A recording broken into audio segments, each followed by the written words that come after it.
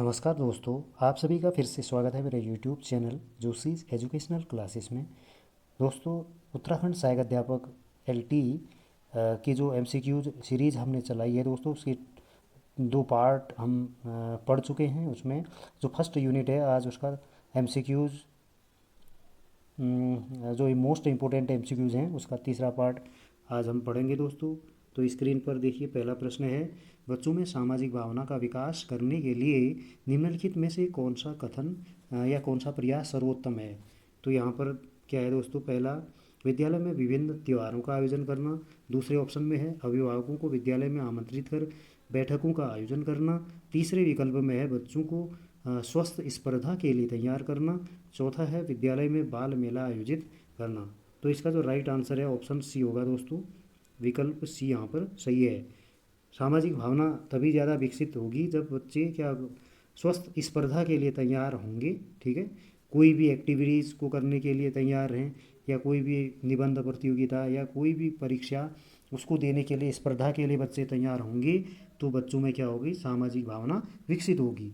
तो दूसरा क्वेश्चन है, एक शिक्षक विद्यार्थियों में सामाजिक मूल्यों को विकसित कर सकता है। नंबर पहला विकल्प है महान व्यक्तियों के बारे में बोलकर। दूसरा, अनुशासन की अनुभूति को विकसित कर। तीसरा है आदर्श रूप में बर्ताव कर। चौथा है उन्हें अच्छी कहानियाँ सुनाकर। तो यहाँ पर सही ऑप्शन होगा आदर्श रूप से बर्ताव कर दोस्तों, ऑप्शन सी यहाँ पर क्या होगा, करेक्ट होगा। ठीक है, अब हम बढ़ते हैं अगले प्रश्न में। क्वेश्चन नंबर थर्ड हमारा यहाँ पर देखिए स्क्रीन पर है। इसमें दो कथन दिए गए हैं दोस्तों, हमें उन दो कथनों को हमें पढ़ के बताना है कि कौन सा सही है। ये कथन एक सही है, दो सही है, या दोनों गलत हैं, या दोनों सही हैं। तो पहला स्टेटमेंट हमारे सामने है दोस्तों, पाठ्यचर्या सिद्धांतों को विद्यालय के मूल्य परिप्रेक्ष्य शिक्षण विधि और आवश्यकताओं को प्रतिबिंबित करना है। ठीक है, दूसरा कथन है अपनी पाठ्यचर्या को जीवंत बनाने और इसकी सुसंगति सुनिश्चित करने के लिए विद्यालयों को अपेक्षित संसाधनों की पहचान करनी चाहिए। तो ऑप्शन क्या कह रहे हैं, उपर्युक्त कथनों के आलोक में निम्नलिखित विकल्पों में से कौन सा सही है वो हमें चुनना है। तो यहाँ पर पहला है कथन एक और दो दोनों सही हैं, कथन एक और दो दोनों गलत हैं, या कथन एक सही है किंतु दो दूसरा गलत है। तो और तीसरा ऑप्शन चौथा जो है, कथन एक गलत है किंतु कथन दो सही है। तो यहाँ पर दोनों कथन सही हैं दोस्तों, ऑप्शन नंबर ए क्या होगा, सही होगा। ठीक है, अब बढ़ते हैं अगले प्रश्न में।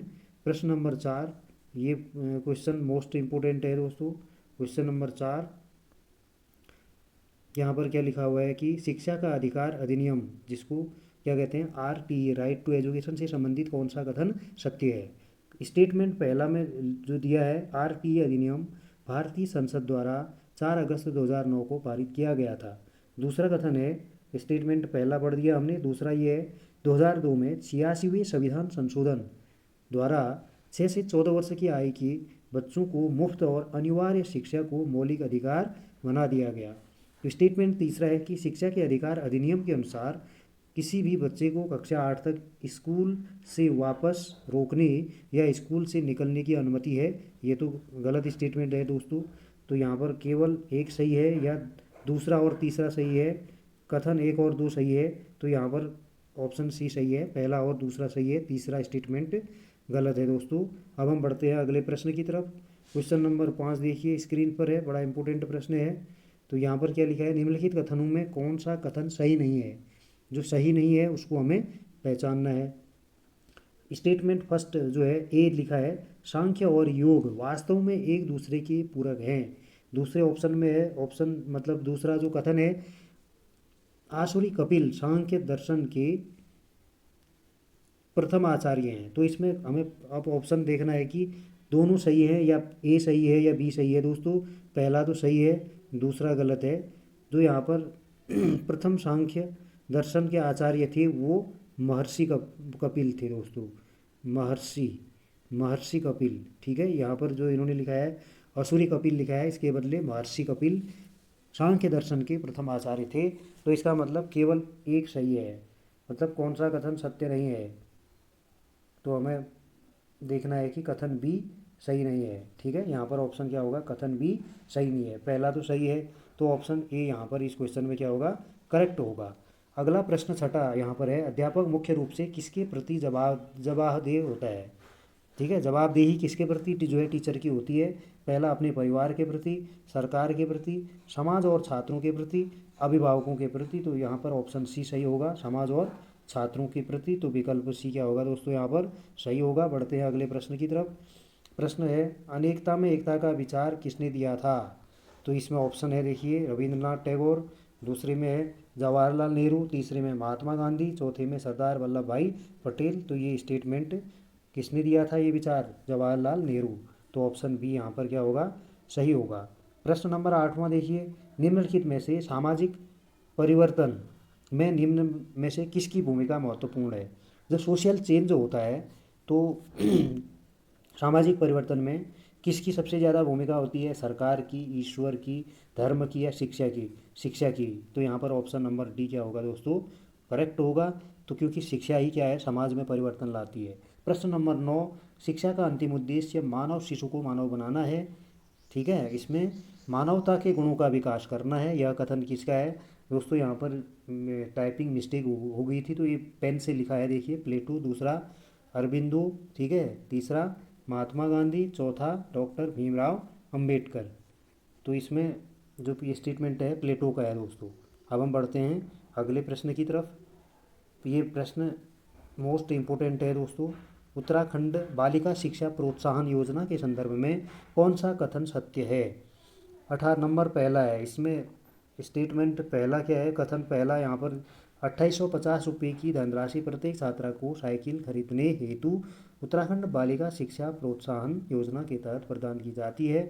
ये भी सही कथन है। दूसरा है, योजना को सफल बनाने के लिए सरकार द्वारा प्रत्येक 13 जिलों में 14 करोड़ की राशि आवंटित कर दी है। ये कथन भी सही है।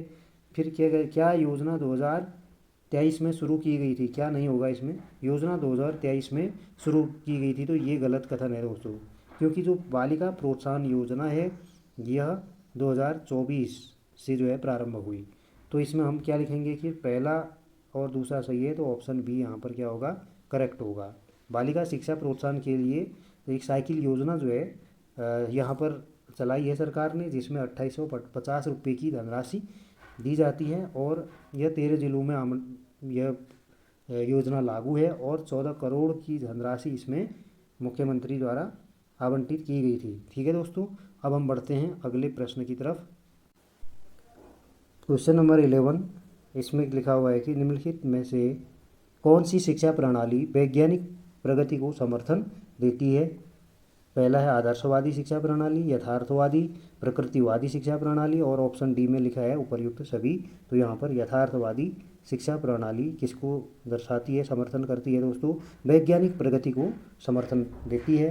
प्रश्न नंबर 12 है, सतत शिक्षा प्रक्रिया छात्रों और शिक्षकों की भागीदारी किस प्रकार की शिक्षा प्रणाली की विशेषता है।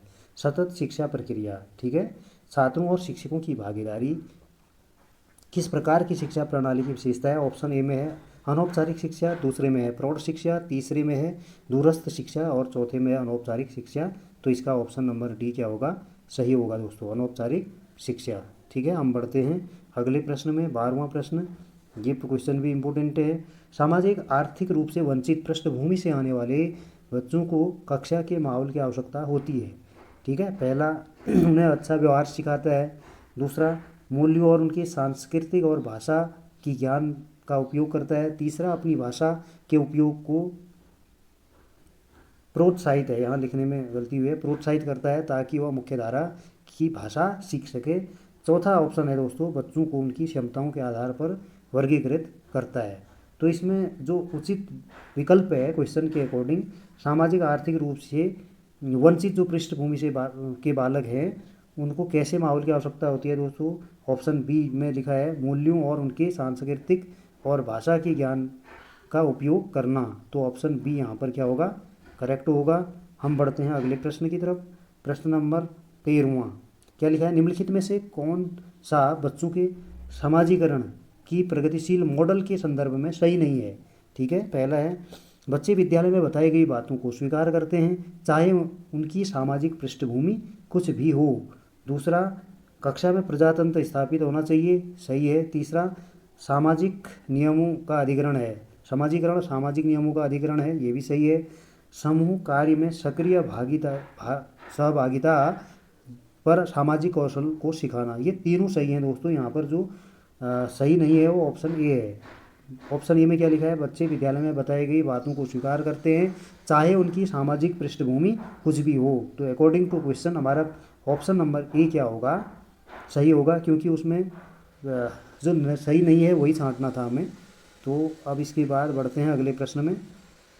प्रश्न नंबर 14वां आपकी यहाँ पर स्क्रीन पर है। कथन दो स्टेटमेंट हमें दिए हैं। जीन जैक्स रूसो का जन्म 25 जुलाई 1712 ईस्वी में यूरोप की जिनेवा नगर में हुआ था, सही है।